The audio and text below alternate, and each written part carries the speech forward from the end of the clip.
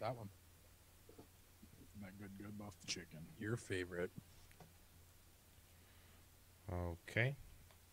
It is sending data to all the places. We're streaming. Streaming. Yeah. We didn't adjust our color. Okay.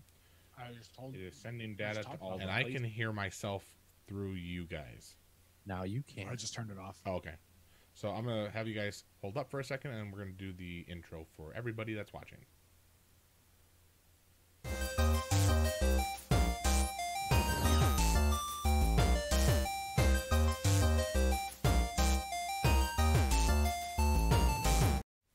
So I said hold on, because you do it just over everything. Okay, we're good. We're good, guys. Hey everybody, how's it going? This is Drew with Sexy and Science, eating some pizza at the pizza party. Pizza party. And this is Josh. Hello there. And this is Dale. Hi. Greetings. Poke ball. Tasha, the chicken was subpar, but the pepperoni was fire. Pepperoni's awesome. Tasha, how was the intro? Could you hear it okay or what? This way we can get feedback on that. Dale, I just want to go ahead, Josh. I just want to question. Maybe we should set everything up and do that intro right when we go live. I can, but the issue is like not everything is online until I click it. So I'm waiting for everything to kind of go through. Can you make our scene black, like us next time? Yeah, Like, I can do that. okay, just some housekeeping stuff for everybody there. This is kind of what we do. We kind of riff off of each other, and do some some background work. But we're here for another live stream for you, and Made a pizza party this time. yeah, we're doing pizza party. Sorry, I'm reading comments and stuff. Yeah, I know if we do that, no one will see us, but they will see the intro. So if we give it like 10 seconds, 30 seconds before we start, just stay black on the stream, and then do the intro. We'll be good. Yep. Yeah, I know it seems short, Mom. Kind Our of. video intro is shorter than our regular intro. No, that's regular intros is the same length for season 4. Is it really? Yep, Yeah. we didn't do any extra intro. Yeah. What's wrong? My voice is recovering. It was It wasn't your voice recovering, is that we didn't do it. recovery, Josh. Okay, so first thing, did you guys hear about the William Shatner Christmas album? I have not heard about the William. It is hilariously good, I would have to say, because Shatner impression? me? I don't know. No, I thought Drew was just trying to be a Shatner.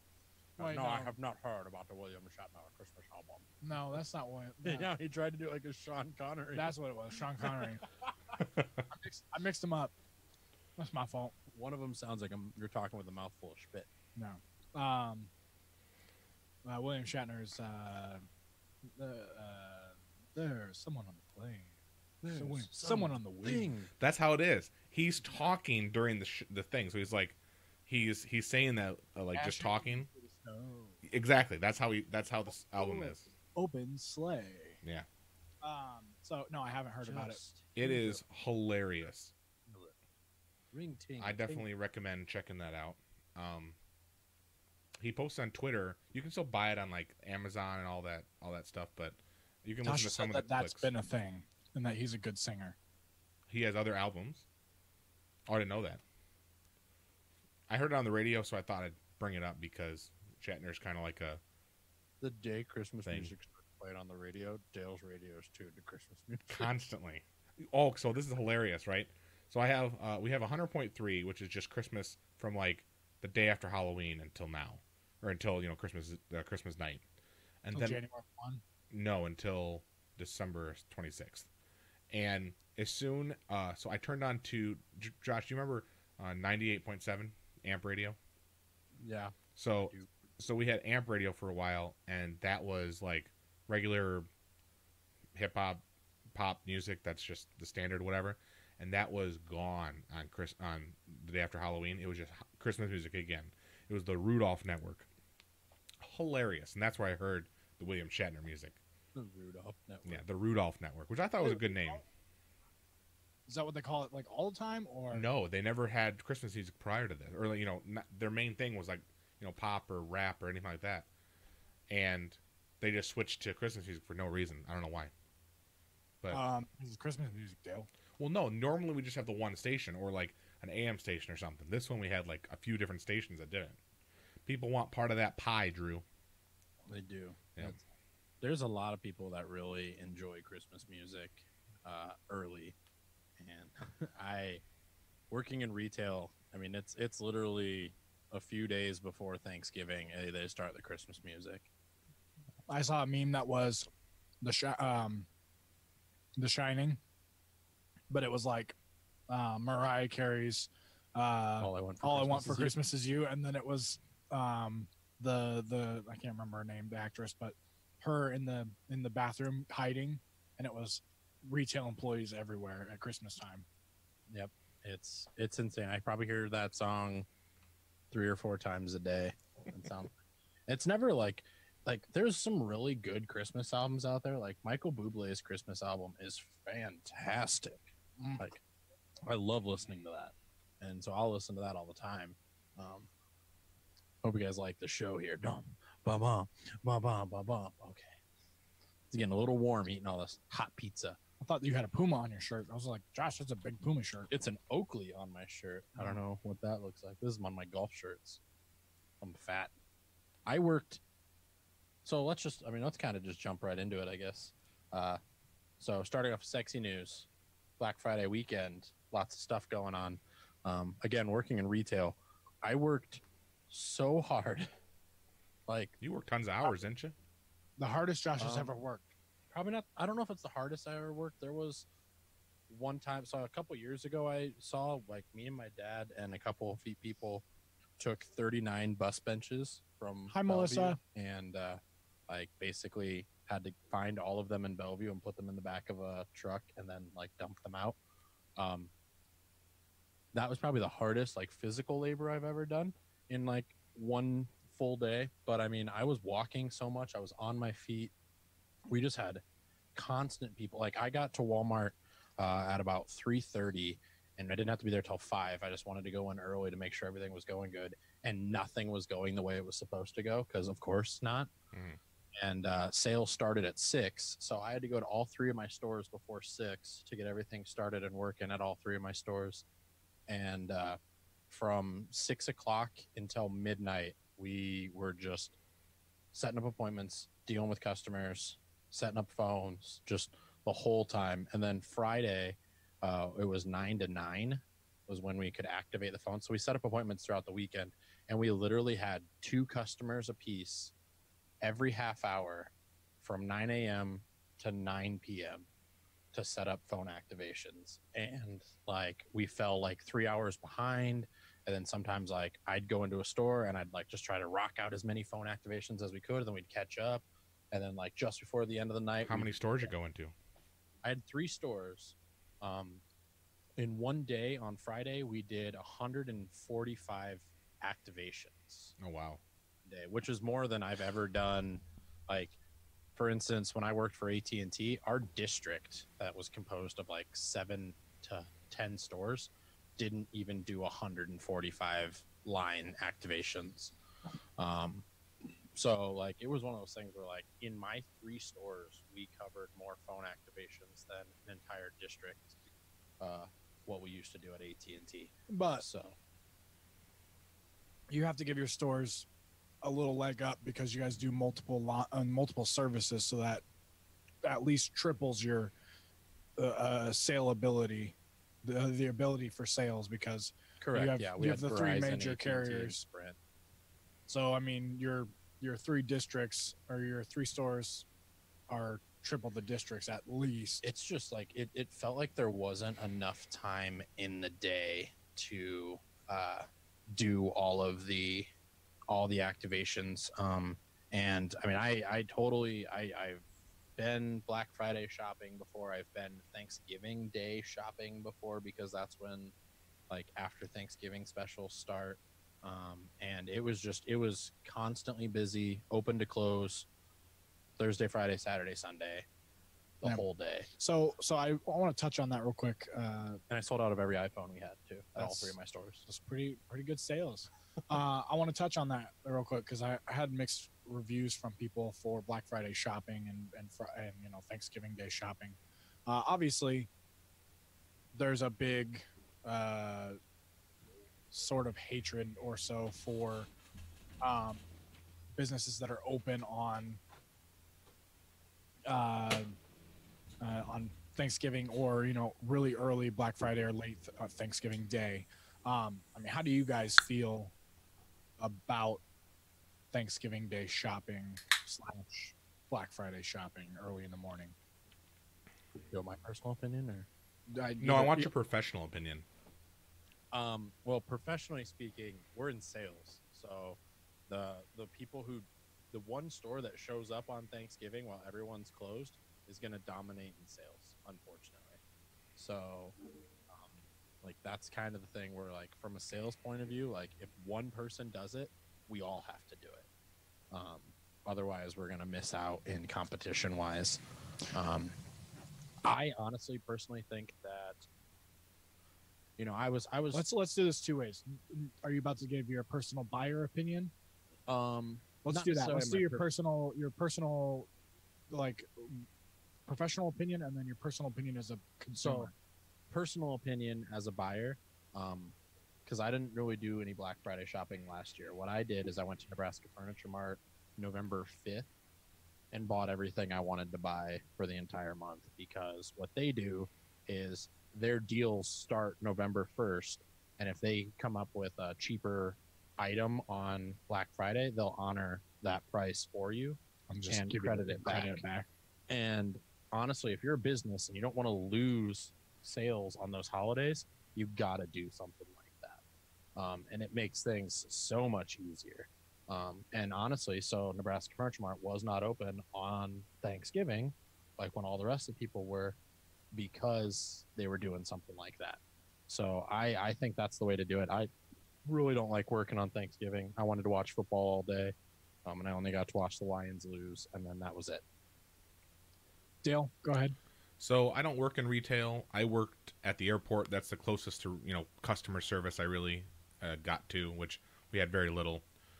But I do understand that two ways of looking at it. I do understand that it makes majority of the money for the businesses and whatnot, or not majority. It makes a good chunk of money for the businesses. But at the same time, I understand being home and waiting for my sister or my dad to come home on Thanksgiving, being like, okay, Thanksgiving's busy. We have to spend time with family as well. I personally don't care either way. It doesn't really affect me. I don't go shopping on Black Friday. I don't go shopping on Thanksgiving. My family usually, I see them a lot, so I don't need to see them, all the time. If we, like Shannon, actually, we went to her house on Wednesday because we knew she wasn't going to be able to make Thanksgiving. So we already, we didn't care if she came or not, but she ended up getting off early and coming to see us. So to me, I don't care if people work on Thanksgiving or not. I understand the appeal of why. I understand the appeal of why not. So I'm gonna say, like, I'm mid-5, I'm middle of the road. I don't care either way. So, I definitely have mixed feelings about it too. I'm kind of in Dale's boat. My issue is with people getting mad at shoppers for doing it, because the shoppers are not the ones that control it. The shoppers are out to get the best deals. I guarantee if somebody practiced this or chose this practice, say they closed on Thanksgiving Day because they don't want to pay time and a half, with that money that they save at all their stores for paying time and a half on Thanksgiving, they could drastically discount a product on Black Friday farther than competition, and then they could if they did that and said, okay, for instance, the iPhone's going to be 75% off on Thanksgiving Day, but on Black Friday, a different store was like, well, it's going to be 90% off because of all the money we're going to save for not having to pay people on Thanksgiving. It'll be 90% off for Black Friday. I would wait till Black Friday. The deals drive it to the point where and that's just a weird way of thinking about it, I guess. I understand what you're saying is the deals, whoever is open first is going to get the best money, or make the best money, but it's not really about that, because they could drastically reduce the price even further on a different day and change the status quo. I mean, those deals are available. It's not based on the day, because first of all, Black Friday is on a different day every year.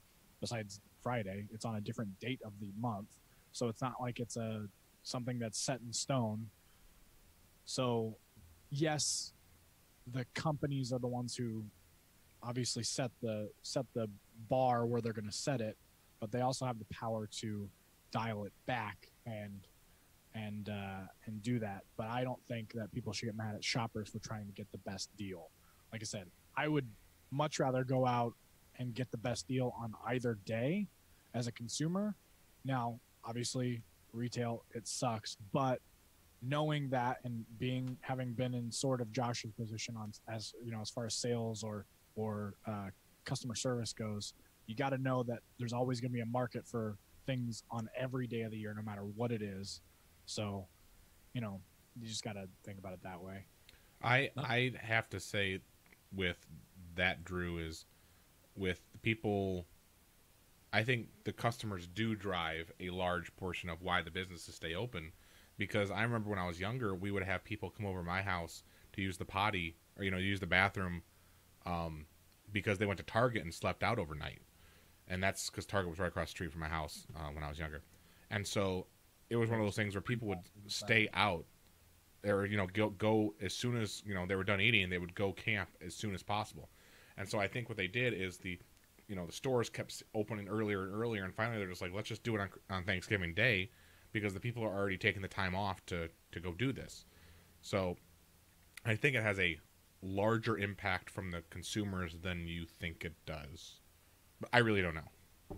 I really don't. Well, so from a numbers standpoint too, we were 1,500% growth just in our wireless sales on average year over year this year. And if you look at over like the last couple years, because sometimes the specials aren't always as good as they have been this year, we still were, in the couple 100% growth. So 200-300% growth just consistently over like the natural trend that we were going. So we definitely exceeded expectations for this deal. But I think next year, after talking to a manager for Walmart, a lot of the people didn't like waiting in line for 4 or 5 hours just to make an appointment, just to come back and wait in line another 4 or 5 hours to get the phone activated again. Like, why make an appointment if that's how long you're going to spend in line? And I totally agree. So one of the things I wish we would do is I think we should start, sooner. I mean, it's one of those things where we should just November 1st, we know it's going to be a big shopping month. So start November 1st, keep the deals going all the way through, skip Friday or skip Thursday when the holiday is, and then just keep it going on. Well, that's what I'm saying is you can, like you said, you could start it November 1st, or you can start it, the weekend of Thanksgiving, not even Black Friday, or, maybe even Black Friday at 4. You give everybody time to they can start Black Friday shopping at 6 in the afternoon. That gives people time to get up at a regular time and get places. Those people are still gonna want to go out, but the companies are gonna dictate whether or not people come out. Well, the consumers dictate it too, though. I think that's what Dale was saying. Like, it's not just the companies. The company's doing it for the money, and the money comes from the consumers. Yeah. Well, I understand that, but the consumers only go where the best deals are, and if your best deals are start at 6 p.m. on Friday instead of 6 p.m. on Thursday, if you can undercut and start the next day, you're going to get more traffic, even though it's the next day. But that's assuming you're paying out time and a half. Which well, I mean, most you don't even places have aren't. to. You don't even have to think about that. You could just say, even if I cut another 10% off of the sale, you're still gonna, if you sell enough and think of plan enough ahead as far as inventory goes, you can still make hand over foot more than the competition, even if you start the next day. Yeah. And then that can start the trend going back, is like, okay, if you wait longer, you might get a better reward. Yeah. And as opposed to going earlier and getting a better reward, because the only reason that's only hurting the people who have to work on those holidays, But that being said, my biggest point was, I don't think you should get mad at consumers. They're just following what's available to them to get the best deals. I think hate them both, consumers and the businesses. I don't think I should be called an idiot for trying to get a severely discounted item. Like, I don't. Idiot. I just don't. Stupid. Moron. It's your fault that I didn't get to Exactly. watch the other football games. Oh, I didn't go shopping at all. I did. So the other thing that came up that was pretty big for everybody, Cyber Monday, which is, I think, A better almost holiday. better than Black Friday. Definitely. That's when I bought all my stuff. But that's again waiting for better deals. Like, Yep. I mean, a lot of people who are smart and tech savvy and know about things like Cyber Monday and how to shop online and things of that nature wait for Cyber Monday. But anyway, continue.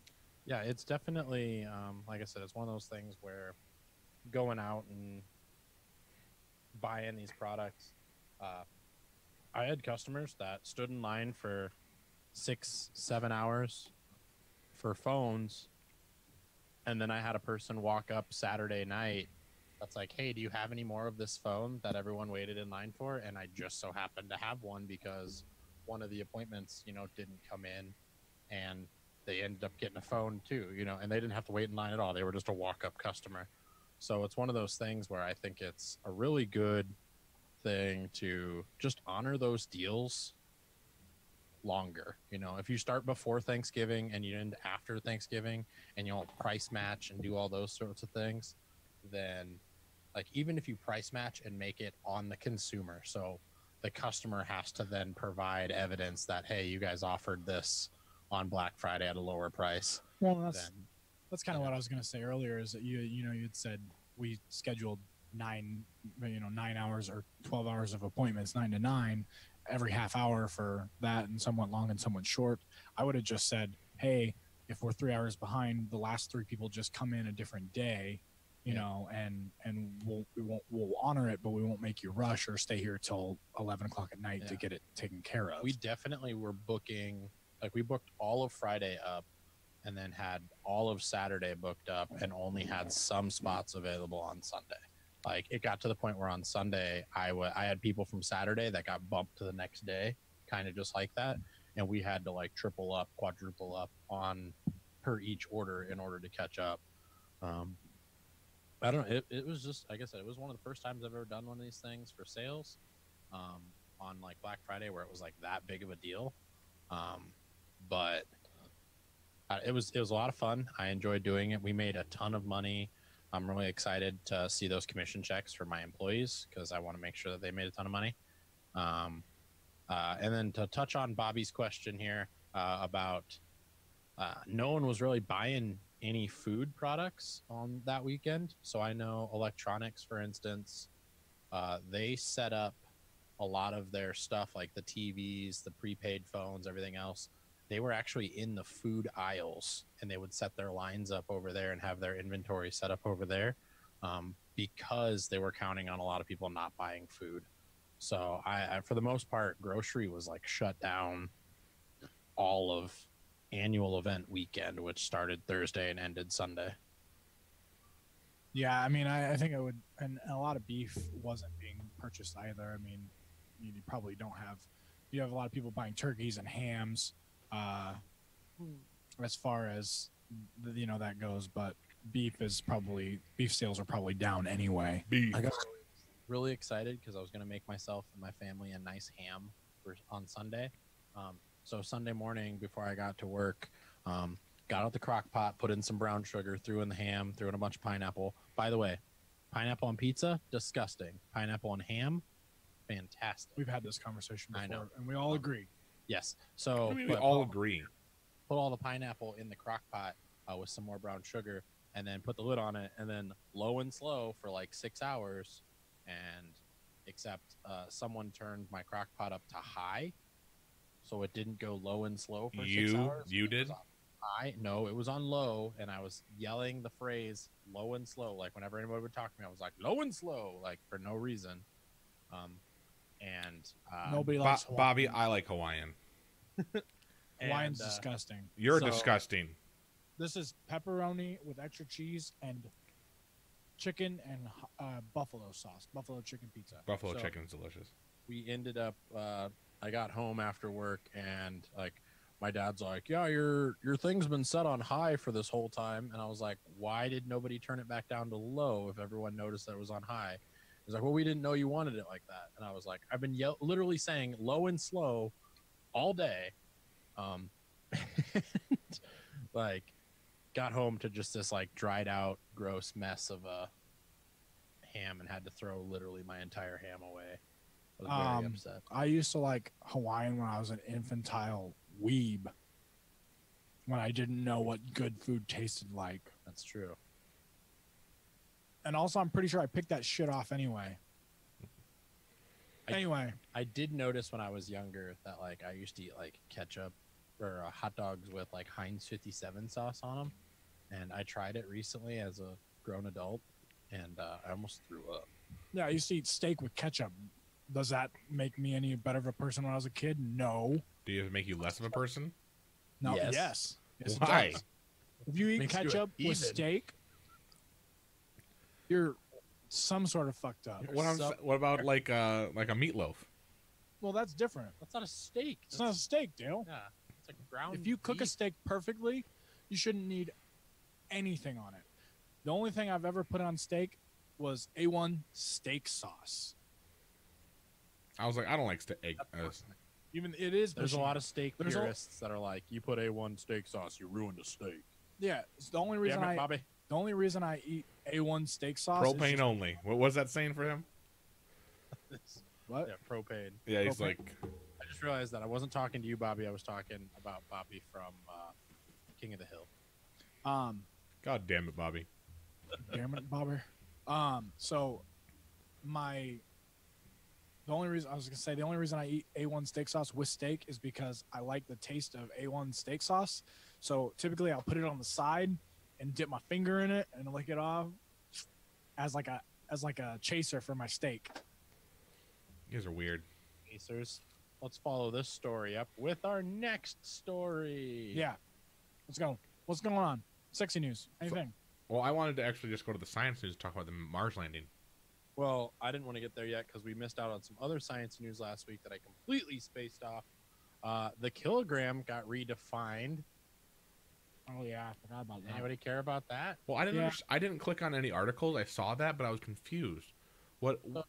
Like all of the SI units right now are now defined by universal constants, essentially. Yep. So, like the amount of time that a cesium atom can vibrate is this unit of time. You know, Yeah, but that I thought that's always been that way.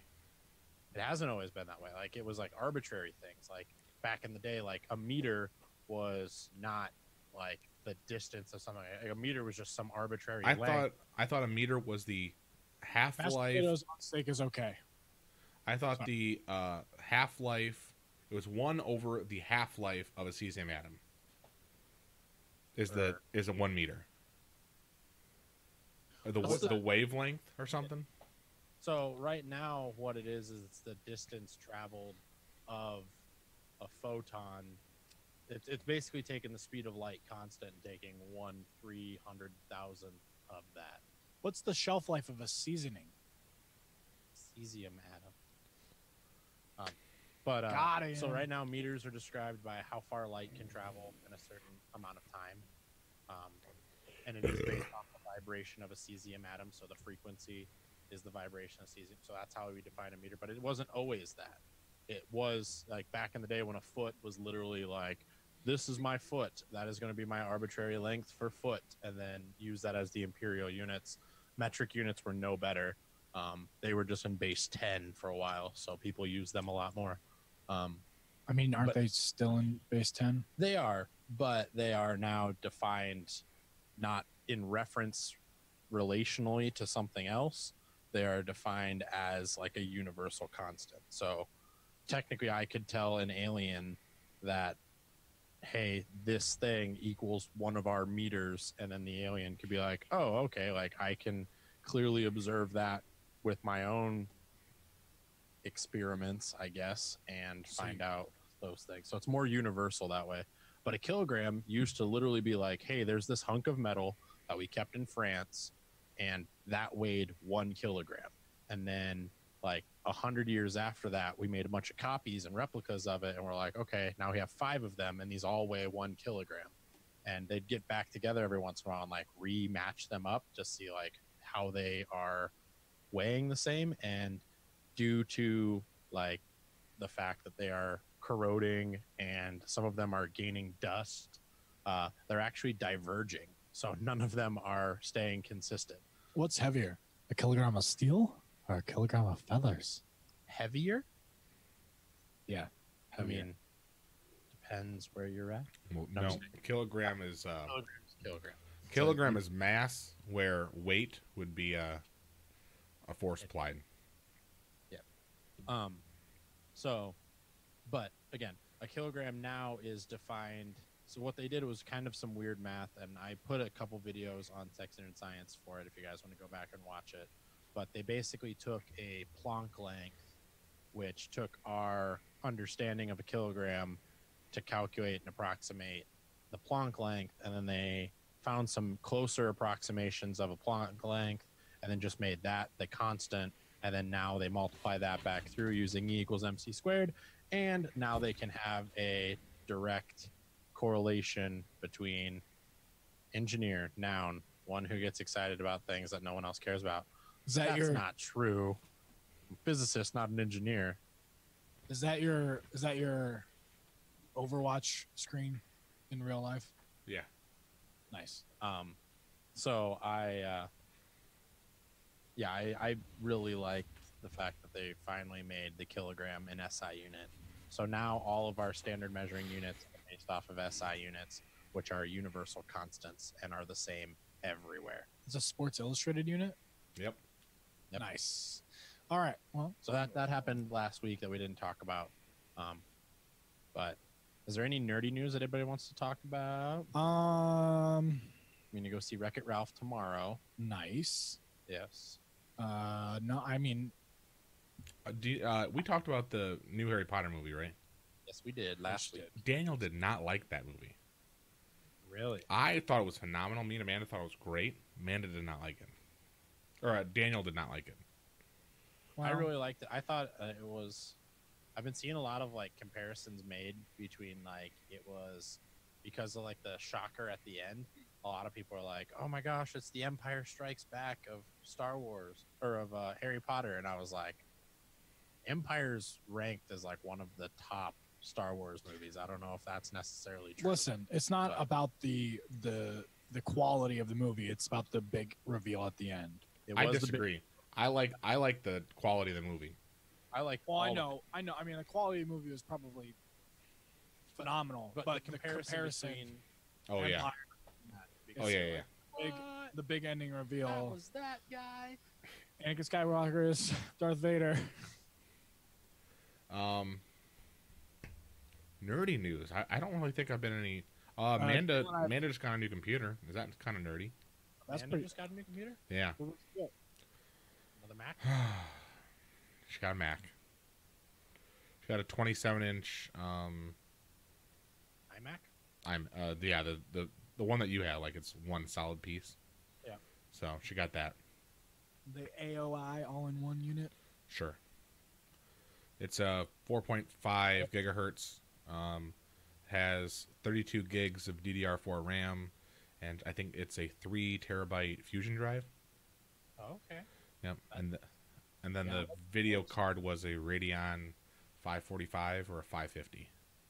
Probably still sucks for gaming, but Yeah. it's probably good for Illustrator and Adobe Office. Do you and do you really need that much like power to run photo editing equipment?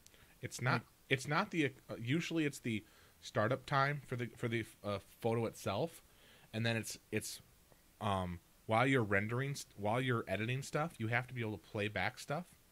In order to play back, that needs a little bit more processing power. So the processor needs to be pretty good, and then you need to have a lot of RAM in order to render certain functions as you're working on them. Times. Yeah. Back and forth. I guess it makes sense.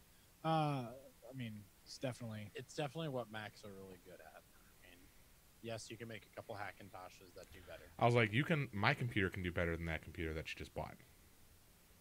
All right. Thank you very much. I'm not saying anything. Thank you very against much. Yeah. Now, Dale and I have been streaming a lot. Josh probably needs to at least pretend to care. I do care. Josh. You guys literally are like on the weekend where I'm like dying. You're like, oh, I haven't talked to Josh at all, and I literally worked through my pair of dress shoes. Like my heel on my dress shoes came completely off because I was on my feet working. That's You should stop working and start streaming. Maybe that's the issue. I need to. Let's start getting us paid to stream. We'll talk about that later. No, Dale and I have been streaming a lot. Just having fun. A couple different games. I've been doing Ring of Elysium, which I think we talked about a couple weeks ago or last week, whichever, and then Overwatch. Dale and I have been doing together. If I stream, I'm going to stream Assassin's Creed Odyssey.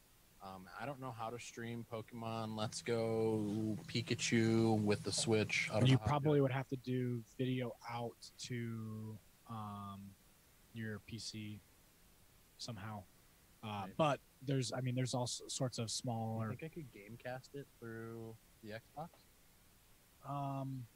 You guys are talking gibberish. I know. No, I don't think you could Gamecast it because the TV input needs to be a TV. Got my little Pokemon. How's that going? Besides, I mean, as far as we So talked about it a little bit last Brittany week. back into Pokemon Go.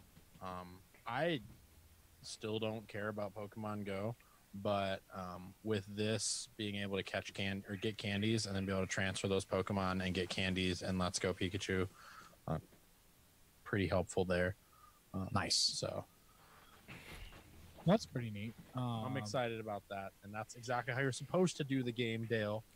Do what? I don't know. You guys are always accusing me of cheating. That's I mean, because you did cheat. You did cheat in this game. I cheated at Pokemon Go. I did not cheat at Let's Go. You did cheat at Let's Go because you two-player moded with the controller by yourself. Everybody on YouTube says to do that in order to get the combos. I think it's still cheating. It's not. It came with the Nintendo system. I was like, hey, I'm gonna be Josh's advocate on this. If it's within the game and you're not using any extra things to do it, it's part of the. Even if it's a glitch, you can still do it. Yeah, I suppose, but also he's two-player mode for a one-player. Do you remember what was that show in Family Guy did a skit on? It was like a Nintendo game, and you were Bo Jackson running, and you were it was like a football game. The Madden game. Madden game, yeah. It's a glitch by the guy, or the one character could run faster than the other characters. Bo Jackson was literally one of the fastest running backs ever. So no one could catch him, and so everyone's like, oh, you can't pick that guy, he's too good. Well, if you could pick him, then it's whoever picks him first. Yeah. Nothing, it's not cheating if it's part of the game. Back in the day when the Rams were like one of the best teams ever in NFL Blitz, I used to pick the Rams all the time. I used to just smash that A button in the direction of the football. Oh, yeah. Late hits and offsides and everything. Oh yeah, it was good. Man, we need to. now I want to play Blitz. Game. Let's hook up the Nintendo 64 and play some old Blitz and stream that. Yeah. Anyway. Next week is Smash Brothers. December December 7th. Yeah. Oh, So I guess it's next that's Friday? Tasha's birthday. Really? Well, Yeah. we got to get some Smash I have Bros. Going. the GameCube adapter pre-ordered, and then also the game. So Hopefully I can play with both the Joy-Cons and be okay with it. I mean, you probably can. You can also probably either get the Pro controller or I loved, like, my favorite controller setup was the Wii Nunchuck and Wiimote. then you probably definitely could Brawl. play the controllers together or the Joy-Cons together or separated. But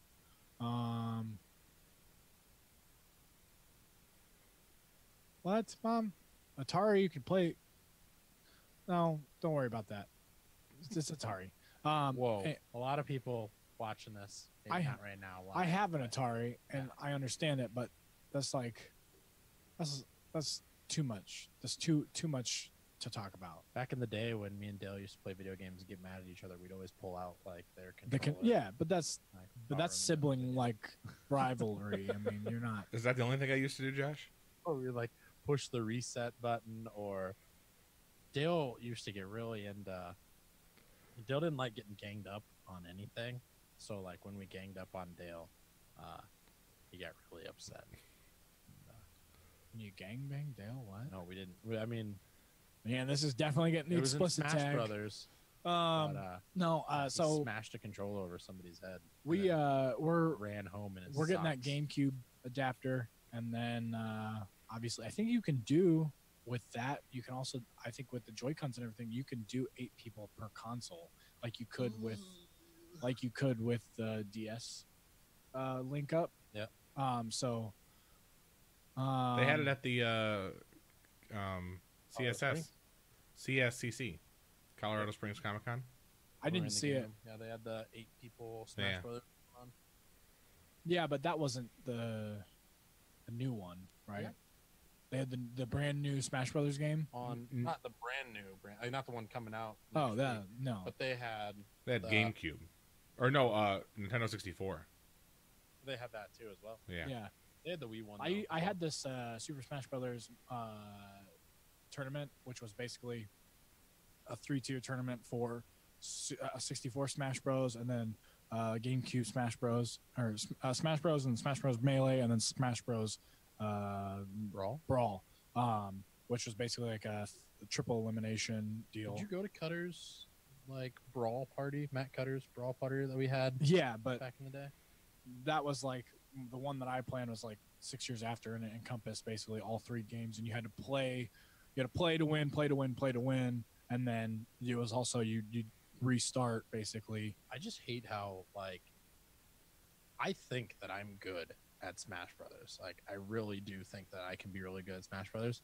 But like I've been to Comic-Con like and played with some of the people at Comic-Con, and like they are Oh, but we're so much better than me. we're definitely nowhere near top. We're not even in the top 99%.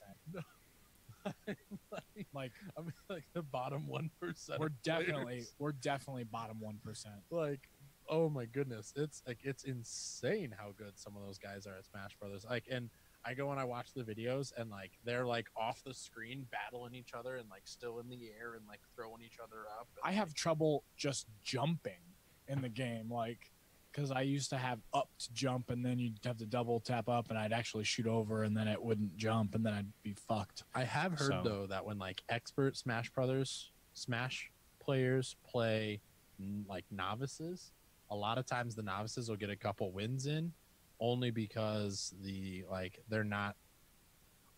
they're expecting the novice to play like an expert would and do all these things, and like the novice has no idea what they're doing, so it's like this chaos effect where you're just like, I don't know how to beat this person. But So My mom says boyfriend Dan goes to tournaments for Smash Bros. Yeah, well, he's gonna get smashed on. I'm Good. excited. good content there, guys. Thanks, Yep, man. got some nerd content going because I know we wanted to talk about some nerd stuff.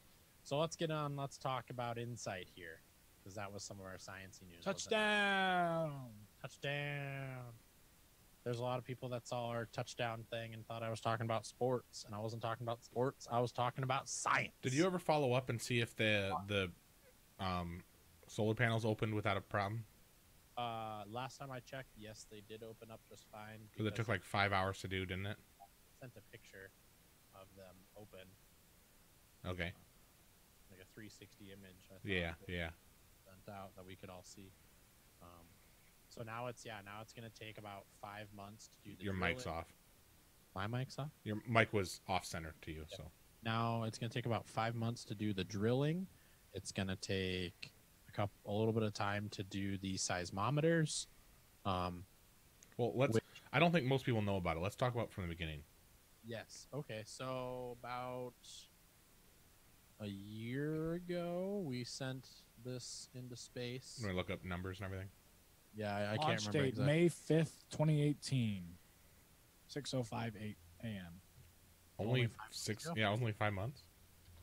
I guess we were really close to Mars these last couple weeks or last couple months. So maybe that's why they did it. They timed it where we were close by. Yeah. Because I know like it can be. Like a 5 Insight to was originally 8 months supposed to trip. launch in March 2016. So one of the previous launch dates may have been a year ago or whichever. Maybe that's what I was thinking. Yeah. But even then, we sent it up. It drifted through space for a little while until it got close enough to Mars, and then just on Monday is when it finally got to Mars, detached from its booster rockets, and made its final descent onto the Martian surface. In Where- the area of Elysium Plains planet. Yeah. Oh, they'll ruin my fire. Oh, I'm sorry. But it landed in the plains of Elysium, which is Instead of the Ring of Elysium. a really low spot on the Martian surface that they think is gonna hopefully be just dirt and not like any rocky material, because it's not a rover, so it doesn't have wheels to move around or anything. This is just a probe essentially that lands on the planet and then opens up its solar panels and then starts doing its experiments. So it's simply there to do seismograph data of Mars. It's going to get basically an internal thermometer. I am going to share a picture of it real quick. Ooh, sharing pictures. Do I don't know if it worked. That is it. Yeah, but we can see that, but I don't think they can see it. So hold on. Nope. So that was for us. Let's add a thing there because drop it pretty small, or not pretty small, but like the size of the purple bar in the. Put it in my hand. OBS. So was Mark Watney on it, or did they name it anything clever for The Martian? They did not. They named it just after. Oh, look, OBS is now on our thing. They named it Insight because it is an acronym for Inside something something something. The Interior Exploration, Seismic Investigations, Geodesy, Geodesy, and Heat Transport Mission is a robot planner. So it's interior exploration. So yeah, and it's this- seismic investigating. It's this weird. So those who you guys can see it right now, this is not how it looked when it landed. It looked kind of like a little bit more bally with the 3 tripod legs, and it has 2 solar panels that opened up, Robot arm. and a robot arm that has a camera on it. And It's then got a lot of robot parts. if you see the little thing on the bottom left, that's the drill, and the bottom right is a seismometer, which is a seismic monitor that tests vibrations. Essentially, and they said that the seismograph should be able to pick up vibrations within like the distance of a hydrogen atom, and I'm not entirely sure how that works. I don't know how that works either. I would love to know how that works, like how it's that sensitive. I would be like, because just constant movement would be like anything that the ground would do, right? What that is, if you took off the picture, but what it is on that picture, there's actually, so the seismograph is a little tiny thing that like sticks on this directly on the Martian surface, and then what you actually posted there, it has like a dinner plate top thing that goes over the outside, I'm gonna bring it up again. so it like is in like the wind doesn't interfere with it, and it like doesn't have anything like bumping into it from the outsides. Yeah. So it's hermetically sealed in that So it's little- basically a what do you call it, microwave cover? basically like it is. So when I was watching the videos for like what it's supposed to look like, it does look like it's one of those microwave covers that it just like puts down on there. Goes, bloop, So and, I, like, this is a good picture of it right here. The thing that's on top of it is actually the cover. yeah. So Yep, that's yeah. So it's very interesting, and it's supposed to like be like fully sealed. So like there's no air that gets in there. No debris can hit it from the outside, so it should just be. I just feel like on what its own Dale was there. saying, like the movement of the planet would have to generate some sort of even minute movement. So they do want that. They want to get the wobble. They want to know how much it moves, and they also want to know what its inner activity feels like. So with that wobble, what you're going to be able to get is so if you were to take an egg, for instance, and you take a hard-boiled egg. I wish we should have. Now that we have video, we should really be doing these things. If you take a hard-boiled egg and you spin it, it'll actually spin up on its top like a top, and it'll rotate pretty well. But if you take a non-hard-boiled egg and you spin it, what it'll do is it'll kind of wobble as it spins. And the reason why it wobbles is because the liquid on the inside moves around. So its axis of rotation is constantly changing, and that's what gives it a wobble. okay, But I got this. Will spin without any Yep. real wobble.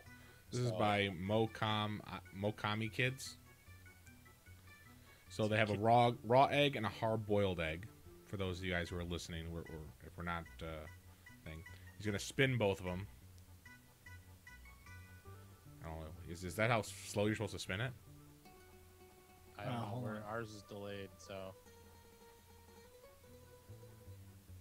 I mean that should be the raw egg there, right? The first one was raw, and Yeah. the second hard boiled. You shouldn't have to spin it too crazy, yeah. So that one is spinning around pretty good, Yeah. except their tight axis. So, yeah, it's just one of the things that you notice about things that are liquid in the center and solid in the center. Mhm. So by finding that wobble out on Mars, what they'll be able to do is better guess and hypothesize whether or not the Martian core is liquid or if it is a solid. It doesn't have like, is it just like crust with like a bunch of liquid on the inside and then a solid center, or is it solid, or is it liquid on the very center, solid on like kind of solid on the outside, and then a hard crust on the outside of that. I know people So- with some hard crusts on the outside. Yeah, I man, Well, I this- hope my blind science This is a question good has any infographic, actually. sides of planets. I cannot think of those words right now. How Mantle, hot- crust, How core, hot? How I hot think. is the core of the? No, I'm just kidding. That's not the blind science. How hot is the? What's this, Dale? Little infographic that shows, uh, yeah, how close we were to Mars. Oh shit, we were real close. Yeah. Why didn't Musk do his little fucking test like this What last te- March? what te- the He just rocket. launched a car into space. I don't think he gave a shit. I thought he was Does- supposed to put it on Mars. no No, that's just he doesn't give a shit about that. yeah, he just wanted to put the car in space. Yeah. Hold on, pause. Wasn't the plan that it was supposed to put a car on Mars? Like, No, I just think he wanted to. no. You guys, he was like, if it, I want to put it on Mars. That way, if we ever move to Mars, I can be the first person to go 100 and whatever miles an hour on Mars. With all that So- gasoline he's bringing, all that air intake. There's literally, I'll find it. It's an electric car, right? I'm pretty sure that he wouldn't have been able. Like, first of all, tires wouldn't have stayed inflated on Mars. They would have degraded pretty fast with all the solar radiation. All the interior we messed up. I mean, there's no. So that's the other thing they're trying to find out with InSight is the magnetosphere of Mars is very, very weak, whereas the Earth has a really nice magnetosphere that can protect us from solar radiation. The Martian one is meh, but the reason why they think that is because there's no more convection going on in the core of the planet, and if there's no more convection, then they think that's why the planet has lost its magnetic barrier shielding. But if there is some, like maybe it just got weak, and that's why they that's what they're going to find out with InSight. That's one of the things they're going to be looking at as well. Do you also want to talk about the Mars Cube 1, the Marcos? Marcos. So Marcos was a communication satellite that there's a couple CubeSats. Talking to the mic, Josh. Marcos was it's a series of CubeSats, if I remember correctly. Just two? Yeah. Okay. So what they are, they're communication satellites to orbit in a very low orbit, but still pretty high up for. It's not a geosynchronous orbit, I don't believe. But they're supposed to orbit around, and they were going to be used for communications from our different rovers and InSight to communicate back with a higher altitude geosynchronous satellite that then can communicate back to us. So it shortened the delay time. I think there was an 11-minute delay with like when Curiosity landed to now there was only like a 4 or 5 minute delay from when we were talking with the satellites with Marcos. So it helped us a little bit there to kind of know how things were going on the Martian surface. Because when Curiosity landed, there was like 11 to 13 minutes where we just didn't know what was going on because none of the systems could tell us what was going on. They're like, okay, it's fallen through the atmosphere. It should be on the ground by now. We won't know for another 13 minutes. I'm trying to look up to see if I can find like a communication, information on how long it's actually supposed to take, but I can't find that information. Divide the distance away from Mars by the speed of light. That's how many minutes. The car will take at least 6 months to travel the 20 million miles to Mars. I could have swore, I'm trying to find the exact quote about, because it overshot Mars, which was like a big piece of news like a couple months after it did it. It was like, miscalculated, went way past Mars. So I'm just trying to find the. But I don't think they ever wanted to crash it on Mars. No, from what I remember, it's supposed to. Yeah, Elon Musk sends a Tesla car to Mars. I think that was just the like to get people looking. Yeah. I think it was just he aimed it towards Mars and be like, oh yeah, my thing's gonna reach Mars before you, but I don't think his original plan was to crash anything. Toward the sun, so it could slingshot around the sun, get into Mars orbit. Is what it like all of the. I could be completely wrong, but I'm not sure. Drew, do you have a blind science question for Josh? I don't. Do you want to get one? I'll look for one. Yeah. Okay. Yay. So in other news, this is kind of sciencey, I guess. The climate change report came out from the Trump administration that was surprisingly enough very pro climate change. So a lot of it was like, hey, come to find out there is man-made climate change and we're responsible for it, and the United States needs to change some things or we're going to be screwed. And the president of the United States basically said, I don't believe it, so therefore I'm not going to release it. But it still got released anyways. But it was the reason why it was delayed in its release was due to the president not believing in the results of his own administration's science. So the same science, I've been seeing a lot of this lately, and I think it's very accurate. The same science that was used to put InSight on Mars is the same science that was used to also say, hey, the climate's getting worse and we're to blame. You can't be like, oh, that's so cool that this rover or that this lander landed on Mars, and also be like, but I don't believe in climate change because that's not a thing either. No, it's just like, what was it? Telling, it's a vaccination thing, so just bear with me. But saying that you don't believe in vaccinations, but then because CDC. it's big pharma, but then also going to the doctor to get treated for literally anything else. Like, you can't have one and not have the other. It just doesn't make sense logically. Yeah. I mean, science doesn't care one way or the other about what people think. And I think, I don't know where I was today. I think I had to have been out of Walmart, but I heard someone say, I reject your reality and substitute my own. And it was the quote from Mythbusters. Yep. And I just realized how much I actually hate what that means. like, there is like you shouldn't reject any reality I and think that was- substitute your own. I You think should- that was primarily based on the fact that if they couldn't bust a myth, they did whatever they had to I know. make it work. So like if they couldn't blow up a car with a cell phone at a gas pump or whatever, then they did whatever they had to, i.e. wiring the cell phone directly to the gas tank and calling it to make it work. Yeah. No, and I totally get that. And I mean, but it was just one of those things where I was like, man, this is a group of scientists that's like, substitute reality for what you want it to be. And that's the reality you should live in instead of being like, I mean, but I don't think people actually took it that way. I think there's a lot of people that will be like, oh, that science contradicts what I want it to believe, so therefore it's not real. Well, And like pick and choose things. yeah, like but they're that. not directly quoting Mythbusters. No, on no, no. that, That's what I'm like, saying. Like, I mean, I just heard that quote and I was just like, I don't know if I believe that anymore. Maybe that specific guy, but Yeah.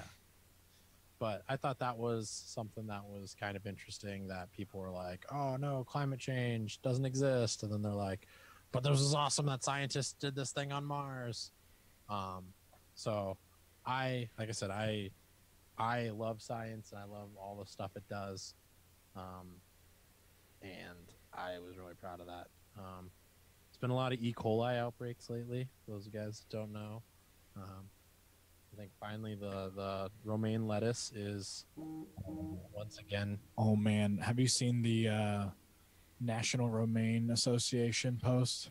I have not. It's didn't know there was a basically- it's- national romaine anything. It's basically the gun argument, but for romaine lettuce. So it's like first people want to take our romaine lettuce away. Romaine lettuce is killing people. We want to take our romaine lettuce away. And they're like, yeah, the National Romaine Association is really not for cracking down on that romaine The NRA. regulations. That's funny. It was hilarious. Speaking of the NRA, there was so Adam Ruins Everything came out with their second half of season 2, and their episode they just did was on gun control. So if you want to have, it was really funny because it was set at like a Thanksgiving, Oh God. and like people were talking about gun control over Thanksgiving, and I was just like, oh cool, this is exactly what we need to hear.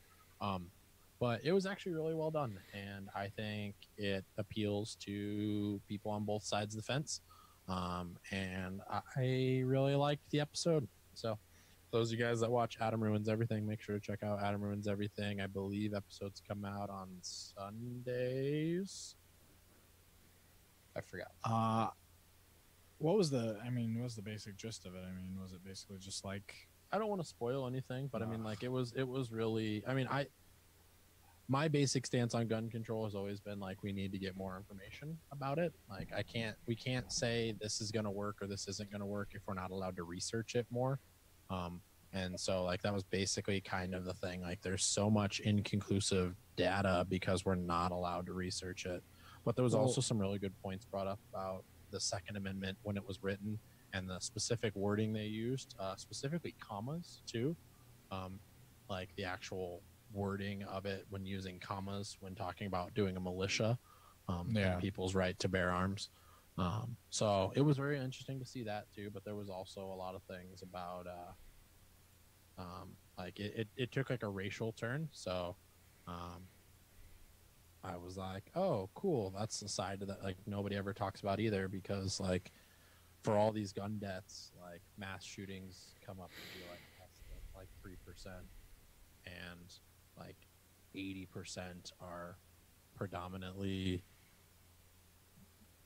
I mean, poor people killing each other in bad neighborhoods. And like, how are we going to stop wait, that? where did mass shootings? You said mass shootings took up X amount, and then Like 3%, and then the rest, like almost all the rest of it was. Oh, well, I mean, some of yeah. it was like suicides and accidental death, but then like the biggest majority of gun deaths in the United States were caused from it's not. It's inner city domestic violence and things like it's that. not mass shootings. But they did pull like kind of a racial thing on that to show how the NRA defends when white people are using guns for like within the legal realm of it. Yeah. But how when the script is flipped to African Americans, how the NRA does not really They come don't. out They in distance support for them. themselves from that. And so it's very upsetting that way too. It was, I mean, like I said, it's a really good episode. It's only like 28 minutes long, Yeah. so it's not like something that is going to take up a ton of time to watch. But it's on True TV. So what was I was going to mention something about that. Somebody had said, with regulation comes, cracking down on it, and they said basically you can't add regulations to any other amendments without them becoming completely nullified or just completely taking away freedoms. And I said, or they specifically said the First Amendment, which is freedom of speech, and I said you could, though, in fact, make some caveats to freedom of speech in the realm of regulating them, like, so for instance, if you have no credible sources for your slander or fake news or anything like that, then you're not telling somebody that they can't say it, but you're telling somebody that if they don't have credible sources, then you're not going to publish it or do things that are gonna get it out. They can say them all they want, they can write them all they want, but well, one of the things that I really find about the First Amendment is the freedom of press. And did you know what institution actually gives out press credentials? In our line of work, there's no checks and balances, so I mean, we usually email the cons press department and try to get some press badges. I'm talking about like if you were going to an event and be press at an event. If you're going to like a White House event, or any national, any public event. No, who does credit? Nobody. Exactly. That's the point. So Yeah. nobody can give you the credentials whether or not you can write about whatever you want, and that is, in my opinion, one of the reasons that I love the First Amendment. Yes, I like freedom of speech, but I think freedom of the press incorporates freedom of speech inside of it. The freedom to write about whatever you want, and it's like what you were saying is that you don't have to post it, you don't have to publish it anywhere, but I can say it, I can do it. Exactly. Which is what I'm saying is people say, you can't add regulations to the Second Amendment for gun control and say, okay, you can't have more than 50 guns, or you can't have. I don't know where that even comes from though, because like in Dale's situation and like even what you're talking about, we add things to the amendments all the time, usually handed down legal precedences from the Supreme Court. So if you look up Supreme Court rulings, you can actually filter the Supreme Court rulings, whether they were on a case for the First Amendment, Second Amendment. They're like, which section of the Bill of Rights did they apply to, and what did they rule in favor of? Yeah. That No, precedent. I agree. It's The thing is, only two Supreme Court cases in regards to the Second Amendment, whereas there's been plenty for the First Amendment and so on and so forth. So Then I'm just saying, as far as First Amendment goes, you can add regulations that you'd have to be clever about it, or not even clever about it, but just it'd have to be a well thought out conversation. Nothing that I can pull off the top of my dome right now that I would feel comfortable publishing on our in the ether of the internet. But specifically because of that, because I don't have it thought out enough, I'm not gonna put it out, which is exactly what I don't have a good enough source or a good enough idea, so I'm just not gonna do it. And you could add some sort of regulation that kind of encompass that thought process. Is you can say it, but a news media shouldn't be, or like a news channel shouldn't be able to publish it unless you have. Just things like that. I disagree with that. I think you should be able to post whatever you want. It's what the people listen to. I understand. Yeah, but you writing it as a writer can take that and publish it on your own website. Yep. Willy-nilly. Yep. But if you were writing for company. And What's the there's no- difference? what do you mean? What's the difference between writing for Fox, ABC, any of the big stations compared to me writing on a website? Because they are an employer. An employer can trump that. Nope. There's Yes, they can. no. What I'm saying is they should not have more rights or less rights than I do. Then you go do it on your own website. Well, that's what I'm saying. But if you're telling a company that they have to listen to, be censorshiped pretty much, then people aren't going to listen to that website because they're being censored, or people aren't going to listen to that channel. No, I would much rather listen to a channel that or a news source that has credible and completely and factual news than somebody who's just letting Joe Blow Dale write a shitty article about. So who oversights this censorship? What do you mean? Who oversights the censorship? Well, you're saying you want people to have factual, true information. If you come with the stuff, you can do due diligence on it. Yes, but I'm saying, what's the difference between, like, let's say you don't do due diligence. Who oversights saying like, oh, you didn't do that, you're fined, you're shut down. I mean, I'm not saying it's a finable offense, but that's what I'm saying is, if you give the power of saying like, oh, well, this information needs to go through a certain channel, or this information needs to be fact checked. If people don't like what you're saying, they can just say, oh, well, those are alternate facts. Those aren't facts that we agree with.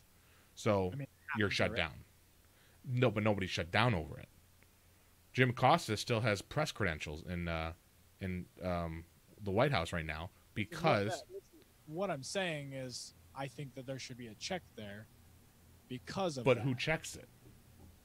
I don't know. I guess I don't Who know. watches the watch? That's what I'm saying. Is that like if you have somebody who ultimately decides that ultimately power will get corrupt.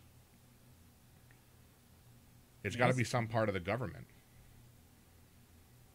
And that's the whole point, is the freedom of press is to write against the government. So it's pretty much government giving power to the people that is anti-government. I know it's kind of like a workaround of it, but that's the whole point of it, is that you need to have, if you have somebody oversighting something, that oversight is now in charge. Regardless of what you say, what you do, if somebody says something you don't like, it's gone. We can say whatever the fuck we want on this website right now because we have the freedom of press. Well, I understand that, but that's what I'm saying. You could post it on your own shit. We own Sex Internet Science page. We can say fucking Donald Trump sucked his own dick off. Yep. And Hi, NRA. It's nice to meet you. Welcome to the show. all right. NSA. NSA. Yeah. We could say whatever we want. It doesn't mean it's true. But it also doesn't mean that Project Nerd needs to publish it. Project Nerd could say fuck off. Yeah. Because they own that media source. It's not necessarily the government, it's the media source. So they do their own checks and balances within. They do their own checks and balances within the media source. It's only, however you would say, governed by saying that the companies need to do the checks. I think that they already do, and by adding into it, diminishes. Anytime you add something into an amendment, you're saying what you're allowed to do, where laws are saying what you're not allowed to do. So when you have the balance between those and you finite what exactly you're allowed to do and not allowed to do, then anytime there's a change in one direction, it takes away stuff you're allowed to do. I know, but what's the laws on slander? Well, it depends what you're posting. Well, So, So you can say literally anything about anybody, but it's more of how it's going to affect. It's if you have a platform to protect somebody or to post that stuff. So you have to, what? Some of the things we've said here, even just now, like, could be considered slander. That's what I'm saying. Or actually libel. Libel, yeah. But Slander's written, libel spoken, but you know, like that's the same. Mm. So there's laws against slander and libel, but there's no. I mean, you could literally write any fake news article, and then if you had the means to sue on it, then you could sue on it. So, like, what about the people who post like I don't know what they're actually called anymore. Inquirer, like the people who do like aliens landed. so long as it's satire and it's I mean, it's done satirically, the Onion It- Post, and it's I mean, okay. And that's where I honestly there's times where if you're gonna do satire, like you need to be known as satirical and the Onion. only be satire. Like I will never trust anything as fact that comes from the Onion, even if they say like if the Onion told me like, hey, If they were like, Josh, somebody's watching you, I wouldn't believe them because they have no credibility to say anything. You know, like it would be one of those things where you They're just be like, watching you, Josh. yeah. But if you get to certain times where they're watching me, certain times where there are people on Facebook, for instance, that would you have no reason to think they are doing things. I mean, they might be just trolling, but they might also be giving facts sometimes. Those people should avoid satire in that sense, unless it's clearly labeled as such. So what about somebody like Adam Ruins Everything, or other those infographic shows who are doing like comedy or saying like this is so absurd, but it's factually true.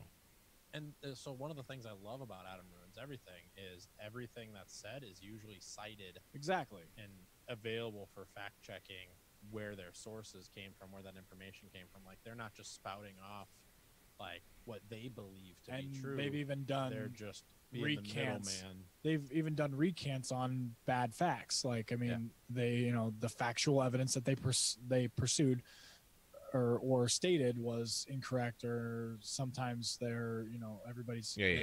When Philip DeFranco gives his personal opinion on things, he makes sure to say, like, you know, in my personal opinion, that's a garbage person. I think they should die in a fire. Like that. That is distanced from the factual basis of the. Exactly. Now, granted, I think sometimes if you do too much of that, So give me an example of something that's liable then. libel. Yeah, liable. I mean, if I say something and it can defame someone's character or cause them personal harm, they can sue me for libel if they can prove that what I said was malicious Or and untrue. well, I mean, but usually it has to have caused them some sort of damage. But if Because- it's even if it causes damage and if it's true, then is that a problem? No. Like a So- whistleblower. Yeah. If it's true, then you're fine. But if it's causing damage, like even the leaking of true information, like WikiLeaks and things like that, because it causes damage to, or it can be potentially causing damage, and it was a violation of some Talking to sort the of- mic. because it was a violation of some sort of do not talk about it kind of Clause. what are those called? DNIs? Mm. Do not. No, that's do not resuscitate. No, Yeah. that's a no. What I DNR. can't remember what the Non-disclosure. agreement. non-disclosure agreement. Yeah, NDA. Yeah. So with libel and slander laws already in place, do you not think those are enough to what the First Amendment gives you? I think so. But I mean, again, we've had to rule on those kind of things And that's the whole point of we have a Supreme Court. Supreme Court Which, I mean- numerous times. Like, in order for it to be slander, has to have some sort of like, what is it? Mens rea? Is that the like? Mons pubis. No, you need to have some sort of like reason Columbus? to. No, there needs to be some sort of legal reason that you're making it a case. Like, it can't just be like, hey, this person's slandering me, and they're like, is it causing you any harm? The action of For me to crime be like- making a false spoken statement damaging to a person's reputation. Yeah. So like, you have to prove damages. If I was like, Dale is a half monkey person, like, Definition of defamation is the false statement presented as fact that causes injury or damage to a character of a person that it's about.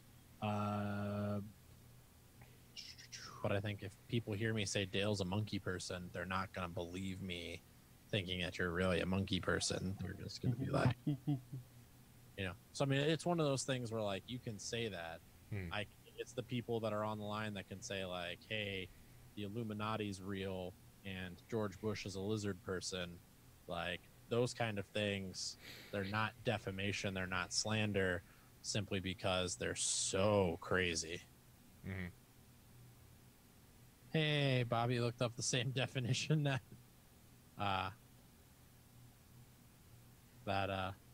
Drew looked up. You guys are on the same wavelength. Was there a new post?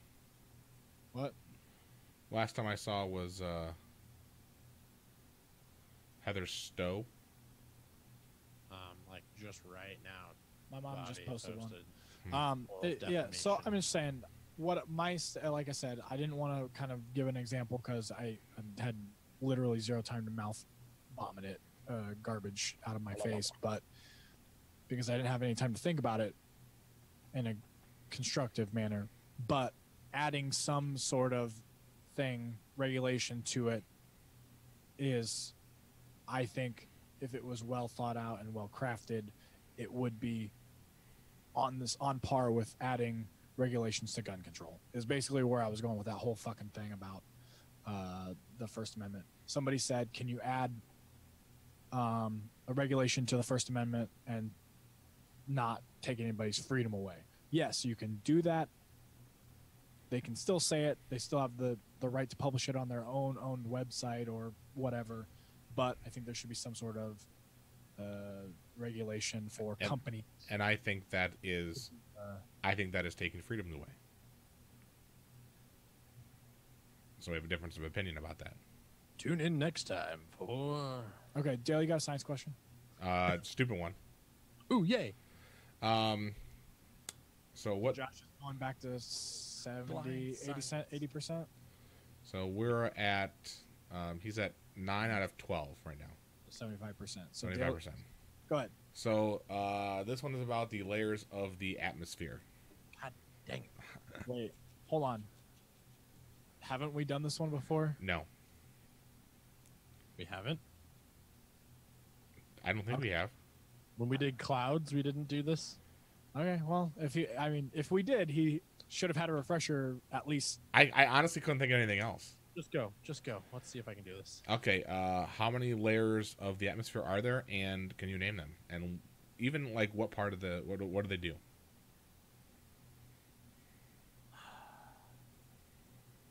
Let's throw out some words that you know. Troposphere, stratosphere.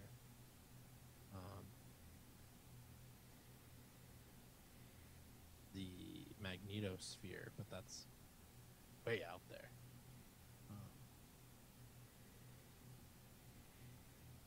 Trying to remember. Missing two big ones. Is there a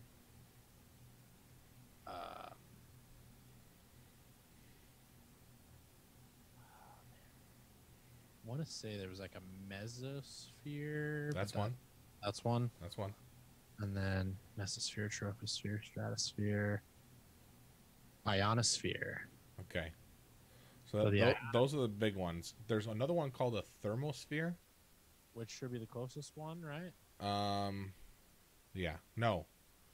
That one. Hope is the first closest one. Yeah. But I think it's like a midway between the ionosphere and the exosphere, but I'm not really sure. I'm assuming that's where It things is. heat up and where our weather happens In the where? Thermosphere. in that thermosphere area there. Heating and cooling being Absorption of energy. This temperature increase is caused. Okay, so the thermosphere lies above the mesosphere, in a region in which temperatures again increase with height. This temperature increase is caused by the absorption of energetic ultraviolet and X-rays radiation from the sun. So the layers are the troposphere is closest, then stratosphere, mesosphere, thermosphere, exosphere, and then ionosphere. So I did not know. You got them all besides the thermosphere. well, he added, was it The magnetosphere. magnetosphere? Yeah. But that's further out. I think that's like the magnetic That's magnetic pole. Yeah. For The Earth behaves like a huge magnet. It traps electrons, negative charge, with protons, positive charge, concentrating them in two bands about 3,000 and 16,000 kilometers above the globe in the Van Allen radiation belts. These outer region surrounding the Earth were charged particles spiral along the magnetic field lines, and it's called the magnetic sphere. Yeah, I remember that Yep. from my high altitude ballooning. Oh yeah, yeah, I remember that from high altitude ballooning because Looks like a I machine. know when temperature changes, as you go up, it gets colder, and then it like stops getting colder, starts getting warmer again, and then it goes back to getting colder as there's less and less atmosphere around. Yeah, I thought that was a dumb question. I don't know. I had it. Whatever. I think a Alright. bunch. I just don't know them all. Yep. I mean, that's basically almost all of them. We can interchange magnetosphere for the exosphere, and you got 100%. I think it's exactly like when we do that stupid continent or the plate one, where like there wasn't really like, depending on where you look for the definition, they're like, oh, there's only 3 layers of the atmosphere. Oh, there's 15 layers of the atmosphere. Well, I was trying to. I was giving you like the benefit of the doubt with a lot of it. But I think we're gonna have to wrap up here, guys. We're already at an hour and a half. okay. Yeah. Well, let's quick hurry up, and we know we've been plugging this, saying that it was coming not all year, but most of the year. No, I mean It's literally been all year. Well, You're right. hold on, pause. We've been doing ours all year. We've only been doing Project Nerds for about a month. So, did you just make? Does that make a noise? Anyway, so we are part of the Project Nerd Podcast Patreon. If you guys like what we do and are interested, that is dropping as of like A week ago. a week ago. Yeah. So, if you don't like us, but you like one of the other Project Nerd podcasts, I'm Not Famous, or the Nerdcast, or a couple of the other ones that are still kind of floating around, you guys can donate specifically based on what you like. So basically, there's gonna be a Sexy Nerd Science tier, a Project Nerd, or a Nerdcast tier that is going to support specific podcasts. From what I saw, there's not actually a tier for any of those. There's a podcast tier where if you wanted to be it's- just a podcast sponsor, you need to specify which podcast you want to sponsor. Yeah, but I And mean, that's only for a month. okay, yeah. And I believe it's so. If you guys ever want to sponsor our podcast, you can officially sponsor our podcast through Project Nerd now. I believe it's $150 for the month to sponsor our podcast, and you will be part of our intro and outro of every podcast that we do. That goes to help supporting us specifically. If you just want to donate money to Project Nerd through their Patreon, that still technically can go to us when it comes to going to events. Yeah, the so people who are on the lesser tiers that don't want to pick a specific podcast, they can, get early access to streams and like different editing videos and the way it's gonna go is basically once the costs are covered for the website, then we're gonna get a kickback of anything that doesn't cover the website. So if everybody's podcast gets $100 and the costs are only $200 for the year, they're gonna get split the rest of the ways, 5 ways for the rest of the podcast. So it's just kind of a little work in progress. We'll figure it out as we go. It's very new, but go to Project Nerd. You can find us there on iTunes, SoundCloud, TuneIn, Podcast Addict, anywhere you guys typically find podcasts. And then you guys can get merch on Teespring.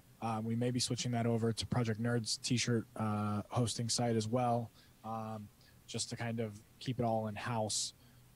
Go ahead, Josh. I was going to say all the Project Nerd Patreon tiers are Golden Girls themed.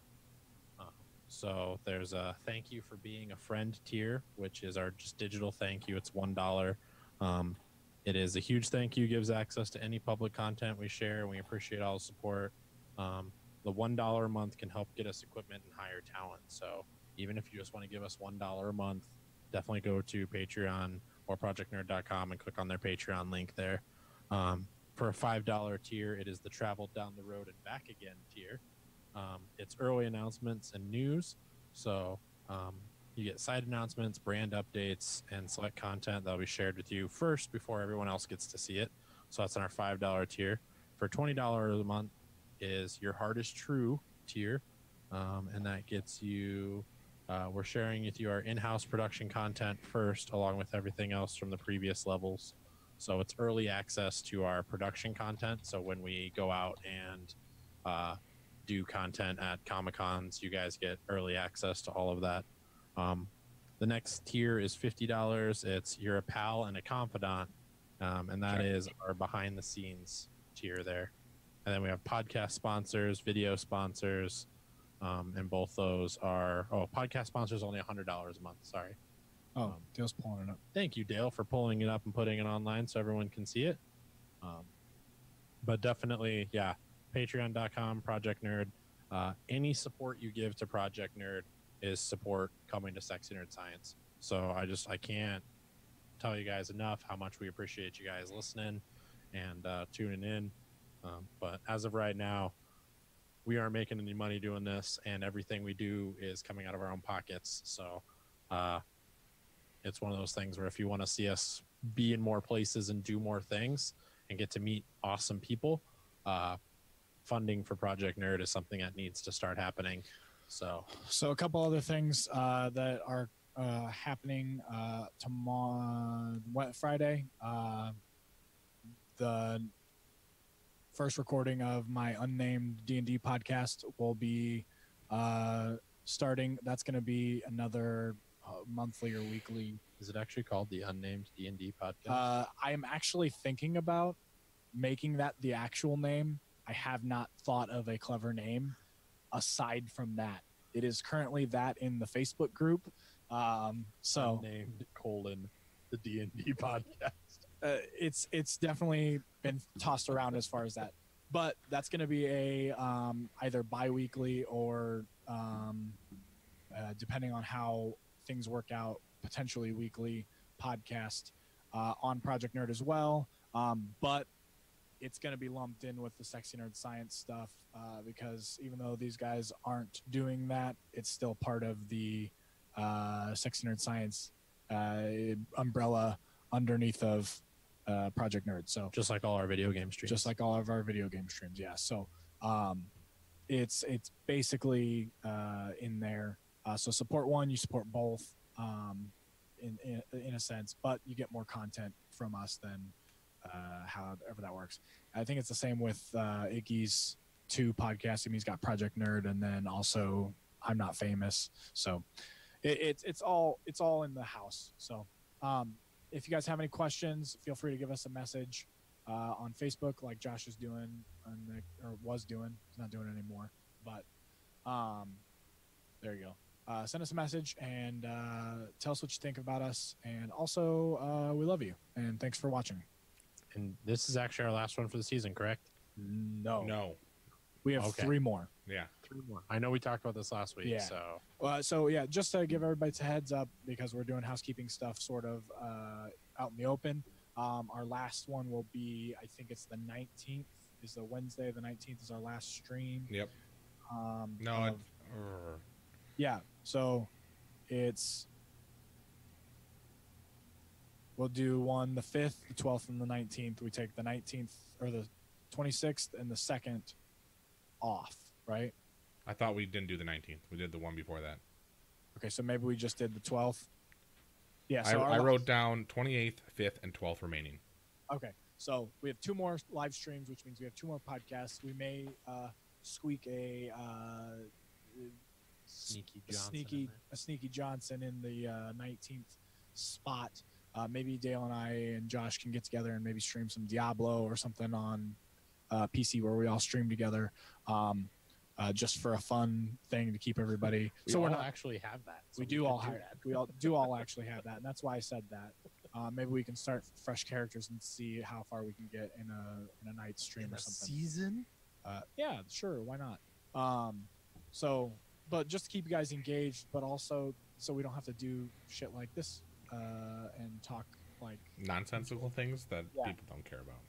yeah. So I appreciate it, and so do these guys. And you guys have a wonderful day, and I hope you guys had a good holiday. See you guys soon.